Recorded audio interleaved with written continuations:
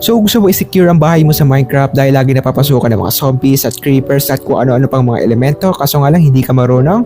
So yeah, tuturo natin sa'yo, madali lang yan. So ang una natin gagawin is fireball machine or fireball charge. So let's go. Una is maglagay muna kayo ng blocks katulad nito, and then sa ibabaw is maglagay kayo ng observer katulad yan, and then sa harap is maglagay kayo ng dispenser katulad nito, and then sa ilalim is maglagay kayo ng wall, and then dito sa ibabaw is maglagay lang kayo ng carpet for decoration purposes, and then sa likod niyan is maglagay kayo ng sticky piston katulad yan, and then sa ibabaw niya is maglagay ulit kayo ng observer katulad nito, and then dito is maghukay kayo, and then maglagay kayo dito ng repeater para sa redstone natin.